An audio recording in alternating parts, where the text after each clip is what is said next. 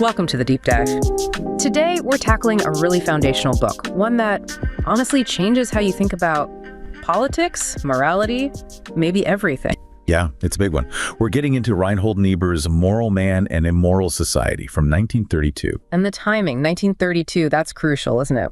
We're talking Great Depression, rising fascism. Exactly. The whole optimistic, liberal idea that, reason and progress were just marching steadily forward. That was looking pretty shaky. Niebuhr saw that and just delivered this bracing dose of realism. So our mission today really is to unpack his core argument. This idea that individual morality, however good it might be, just doesn't translate to groups. Right. What works for one person seems to fall apart completely when you get to nations or classes or any large collective. It's a stark difference. Okay, let's really zero in on that central claim then. This huge distinction he draws between how individuals can behave morally and how social groups just don't or can't in the same way. Why this automatic gap? Well, Niebuhr actually starts off sounding pretty positive about individuals, surprisingly. He says, we are moral, in the sense that we can consider interests beyond our own immediate ones. We have sympathy, conscience. Yeah, exactly. And reason. Crucially, he talks about self-transcendence. That's his term for our ability to sort of step outside ourselves, see things more objectively, maybe even put someone else's needs first. Self-transcendence. So that's like genuine empathy, not just, enlightened self-interest. Precisely. It's what lets us control those basic survival instincts. But, and this is the huge but in Niebuhr, the second you put people together in a group, that capacity just nosedives. It vanishes? Well, maybe not vanishes entirely, but it gets seriously compromised. He argues groups have less reason, definitely less capacity for that self-transcendence, and so what you get is more unrestrained egoism, his words. So let me see if I get this. I might be a decent person, I volunteer, I try to be fair, but if I'm acting as part of my nation or my company, suddenly the group's interest becomes the primary driver. That's the core of it. The group's survival and advantage become the overriding moral imperative, eclipsing that individual conscience. It's like a scaling problem for morality. Individual conscience can be trained, disciplined. But group conscience? Much, much harder. Maybe impossible in the same way. And this idea, it's aimed right at the thinkers of his time, and let's be honest, ours too, who believe that just more education or more religious goodwill would automatically smooth out society's rough edges. That sounds like a direct shot at the whole Enlightenment project. The faith in reason leading to inevitable progress. Oh, absolutely. He saw that faith as tragically naive. Niebuhr says the failure to see how stubborn group egoism is, how it resists reason and goodwill, that's what messes up our political thinking. So if you think people just need to be smarter or kinder, then social conflict looks like a mistake, something that shouldn't happen. Exactly, like an anomaly we can educate away. But Niebuhr's saying, no, wait. Conflict isn't an anomaly. It's baked into the structure of how groups operate. It's almost unavoidable. Okay, but if individuals have reason and they can be moral, why can't a society made of those individuals just be reasonable and moral too? That seems like the logical step he's denying. Right, and that leads us straight into why individual virtue doesn't just automatically scale up. Niebuhr isn't saying reason is useless. He thinks it's great for sorting out your own conflicting impulses, bringing some internal order. Okay, so managing my own desires, my own thoughts. Yeah. But the minute you have competing groups with competing interests, reason's role shifts. He argues pretty bluntly that reason, in a social fight, almost always becomes the servant of interest. Wow, so our intelligence isn't this pure beacon of truth. It's more like a lawyer hired by our own desires or our group's desires. That's a really good way to put it. And he connects this to self-consciousness itself, the very thing reason gives us. Knowing we're finite, knowing we exist, but might not always. That awareness fuels the drive to preserve ourselves, to expand. And that drive, that urge to preserve life. It gets transmuted very easily, he says, into wanting more, into desires for aggrandizement. So simple self-preservation slides into wanting power, wanting dominance. The will to live becomes the will to power. Exactly. And he sees the root of imperialism right there, in that basic human impulse to make ourselves feel significant, to extend our influence beyond our limited selves. It's baked into consciousness itself. And this leads to hypocrisy, right? He talks about nations always claiming they need security. Oh yeah, the classic example he uses is France in his time, constantly talking about needing security while basically maneuvering for dominance in Europe. You gain some power, then you feel insecure about that power, so you need more power to secure it. It's a cycle. It's a perpetual justification machine. And we see it everywhere, right? A country expands its defensive zone, a company seeks market share for stability. The fear might be genuine, partly, but the action is always about extending power. And the bigger the group, nation, class, whatever, the more powerful this selfish impulse becomes. Almost inevitably, yeah. Which leads to that incredibly sharp line of his. Civilization has become a device for delegating the vices of individuals to larger and larger communities. That one really lands. It suggests we get this illusion of being moral as individuals. Like, I didn't do anything wrong, but my government or my economic system is doing things on a massive scale that benefit me, often at others' expense. You've outsourced the dirty work, basically, to a collective entity that acts under these grand banners like national security or economic growth. And you feel okay because you didn't personally pull the trigger, so to speak. Which brings us to patriotism. It feels like a virtue, right? Loyalty, self-sacrifice for the nation. And Niebuhr acknowledges that, calls it a high form of altruism compared to, say, just family loyalty. He does. It's an expansion of loyalty. But then he flips it and says, from the perspective of humanity as a whole, it's simply another form of selfishness. How does that work? How is patriotism selfish? Because fundamentally, defining your group, your us, requires defining a them. Group solidarity, he argues, seems to require group conflict, even if it's just potential conflict. So loyalty to the nation means inherently a potential antagonism towards other nations. That's the tragic paradox he points out. Moving loyalty from the family to the tribe to the nation didn't end conflict. It just created bigger, more powerful units of conflict.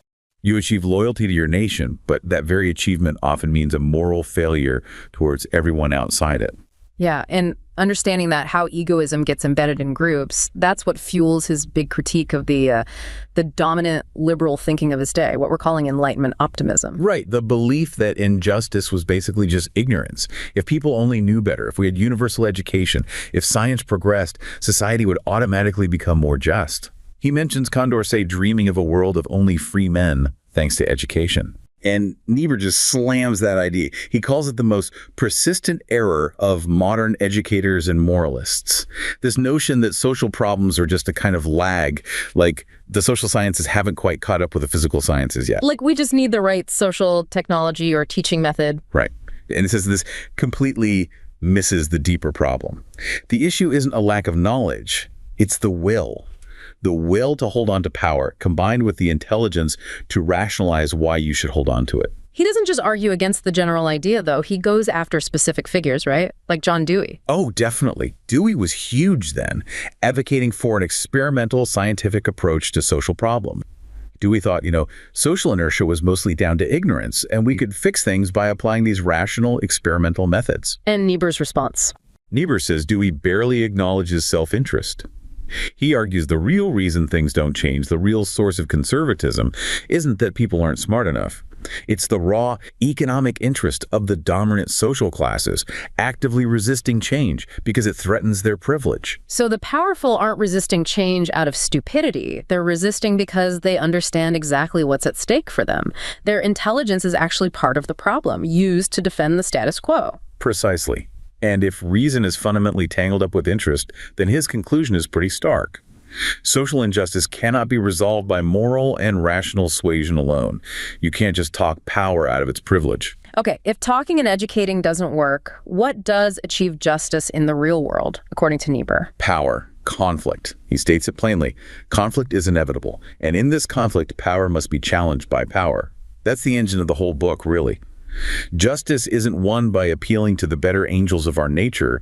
It's achieved by arranging power structures so that competing forces hold each other in check. But that raises a whole new set of problems, doesn't it? To wield power against power, you need people fired up, you need morale. You can't exactly rally the troops with, nuanced scientific uncertainty. Exactly right.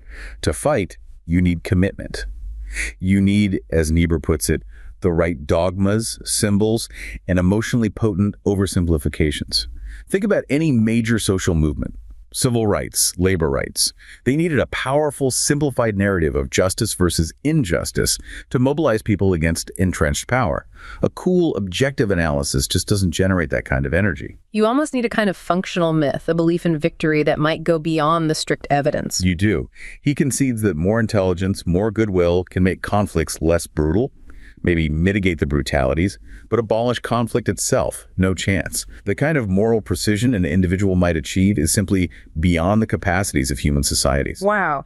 So we have to engage in the messy world of power politics, using tools like coercion and maybe even strong rhetoric, even if our individual conscience finds those tools. Well, embarrassing, as he says. That's the uncomfortable reality check. You play the game with the pieces on the board, not the ones you wish were there. Okay, so if conflict is unavoidable and group egoism is a given, what's Niebuhr's actual path forward? This brings us to his idea of justice through coercion and balanced power. It sounds pretty bleak. Well, it's definitely realistic. Yeah. He starts by saying the coercive factor is always there in politics. Always. Even if you have a society of generally good people, their interests will diverge, maybe based on where they live, what work they do, and goodwill and reason alone will never fully bridge those gaps. So you need some kind of force just to hold things together internally, not just against outside enemies. Absolutely, just for basic unity. Yeah. He looks at history. Power is accepted initially because it provides security, order, but then power tends to grow. It concentrates, and eventually that very concentration of power starts to destroy the social peace it was supposed to protect. He mentions the Roman Empire as a prime example. Power becoming so big, it breeds resentment and falls apart from within. Exactly. It undermines the ethical basis needed for its own survival. So the goal isn't to somehow magically eliminate force. He thinks that's a naive illusion, like Tolstoy's pacifism. So what is the goal then? It's about managing force. He sees it as sort of a three-part challenge. One, try to reduce the need for force by using reason and finding compromises where possible. Two, make sure the force that is necessary is under some kind of social, democratic control. And three, identify and dismantle power structures that are just too big, too fundamental to be controlled socially. He specifically points to concentrated economic power. And this realism really comes through when he talks about democracy. We tend to idealize it as this purely ethical system based on consent. Right, but Niebuhr pulls back the curtain. He says the democratic method is actually much more coercive than it first seems apparent. How so? The ballot box seems like the opposite of coercion. He argues that when a majority wins an election, the minority doesn't submit because they suddenly agree the majority is morally right or smarter. They submit because the vote count is a symbol of the majority's social strength. It's a non-violent way of showing who has the numbers, who would likely win in a physical fight. So voting is basically a civilized proxy for a potential brawl. The minority yields because they see the writing on the wall, power-wise. That's the implication. And he adds, if a powerful minority, say a military elite or entrenched economic class, believes their strategic position gives them more real power than the majority's numbers, they won't accept the vote. They'll resist. Yeah, that reframes democracy quite a bit. Virtue isn't that it eliminates force, but that it channels it away from violence. Precisely. Which leads to that famous Niebuhr quote, "Man's capacity for justice makes democracy possible, but man's inclination to injustice makes democracy necessary." Democracy is necessary because power needs checking, not because people are inherently good enough to not need checks. So the ultimate aim isn't some perfect coercion-free utopia. It's much more modest, almost defensive. Yeah, he says the realistic challenge is just creating a society with enough justice, where the inevitable coercion is sufficiently nonviolent to stop everything from collapsing into total disaster. Just keeping the ship afloat, basically. And he warns against thinking we can achieve economic justice as easily as, say, political justice, like extending the vote. Right. He argues that's a faulty analogy because economic power is more basic than political power. Historically, economic power shapes and bends political systems to serve its interests.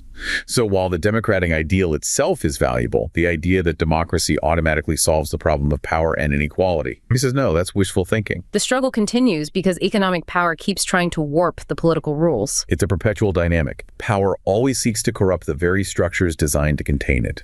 And this whole struggle, this constant tension, is made even worse, Niebuhr says, by this pervasive layer of, well, hypocrisy and self-deception that groups wrap themselves in. Ah, yes, the collective egoism turning into moral justification.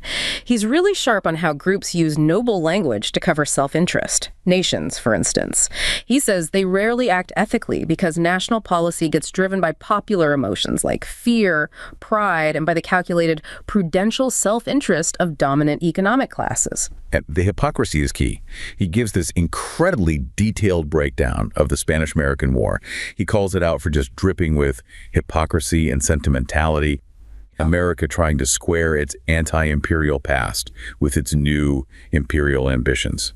It starts at the top, with President McKinley claiming the intervention in Cuba was this noble duty to humanity and civilization while firmly denying any criminal aggression. You have to tell yourself you're the good guy. Absolutely crucial. You have to believe it. And Niebuhr traces how the justifications just kept escalating. First, it's helping Cuba, then suddenly the U.S. is demanding all of the Philippines from Spain.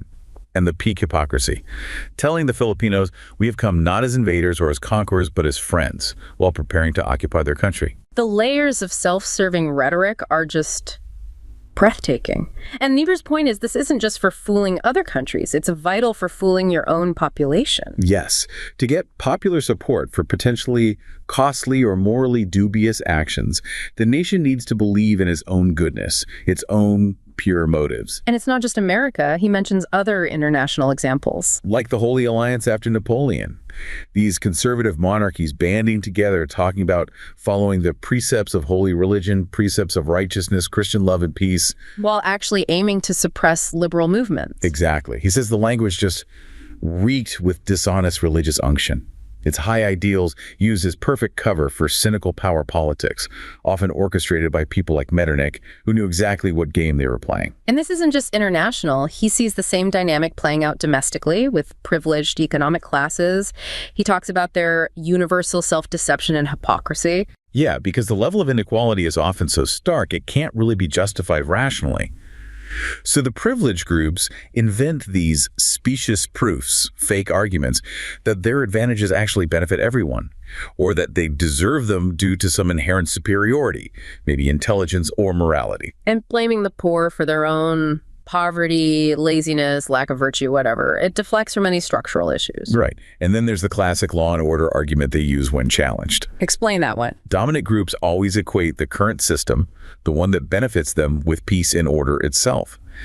Any attempt to change things, to address injustice, gets framed as a dangerous threat to stability, potentially leading to anarchy. So challenging the injustice is challenging order. In their view, yes. And they are often conveniently blind or only partly conscious, as Niebuhr says, of the everyday coercion and violence, economic pressure, police power that maintains their privileges, but they become instantly particularly censorious the moment those challenging them resort to any kind of disruption or force. They ignore the systemic violence, but condemn the reactive violence. Precisely. He even uses the example of E.L. Godkin, supposedly a liberal intellectual, who fiercely attacked protesting farmers in the American West for their radical ideas. Godkin feared the disruption from below more than he abhorred the injustice that was causing it. It shows how class position can warp even an intellectual's perspective. Deeply. Niebuhr's telling us, always ask, who benefits when calls for peace and order are loudest during times of conflict? Very often it's those defending the existing injustices under that very banner of peace. Okay, so after all this pretty tough realism about power, egoism, hypocrisy, where does Niebuhr leave us? In our final segment, let's look at the religious angle, which adds another complex layer and leads to his really provocative final thoughts. He was a theologian, after all. Right, and despite the bleak picture of collective behavior, he absolutely sees a vital role for religious faith. Because religion deals with the concept of the absolute, it allows us to imagine an absolute society, a truly just and loving community, the biblical idea of the kingdom of God. And that vision, even if it's unattainable in history, is essential. It gives us the courage to keep struggling against the current, often brutal realities. Without that ultimate hope, that ideal, why bother fighting for incremental change? Religion also fosters humility, contrition, the recognition that the evil in the foe is also in the self. That helps prevent the struggle for justice from turning into self-righteous fanaticism. So religion doesn't deliver political justice directly, but it provides the moral compass and the check against our own worst impulses during the struggle. That's a good way to put it.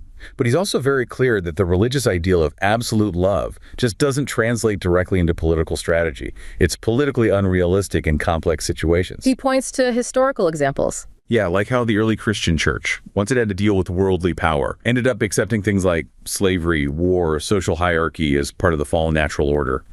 A kind of practical defeatism set in. So the religious idealist often gets stuck.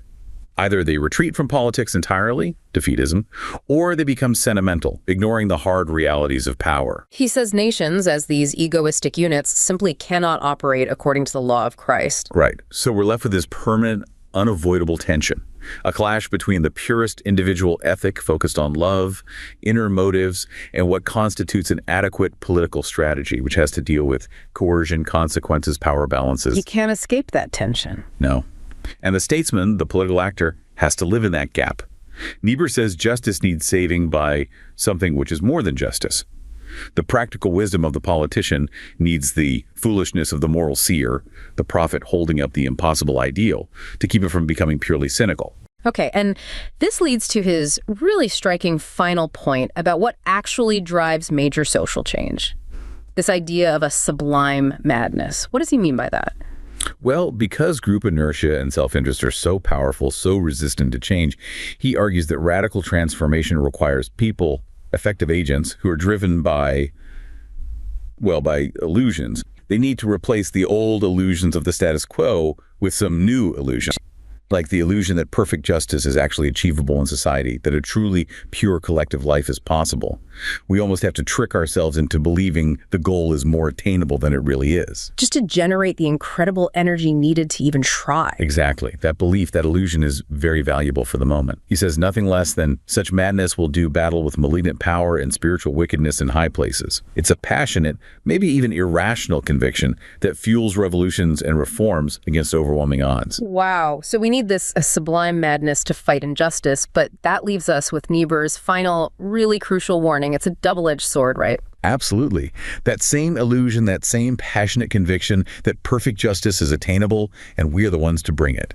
Well, it's dangerous because it encourages terrible fanaticisms, self-righteousness, cruelty in the name of the good cause, the very things it was supposed to fight. So the revolutionary energy can curdle into its own form of tyranny or hypocrisy. Precisely, which is why he insists that this necessary illusion, this madness, must somehow be brought under the control of reason.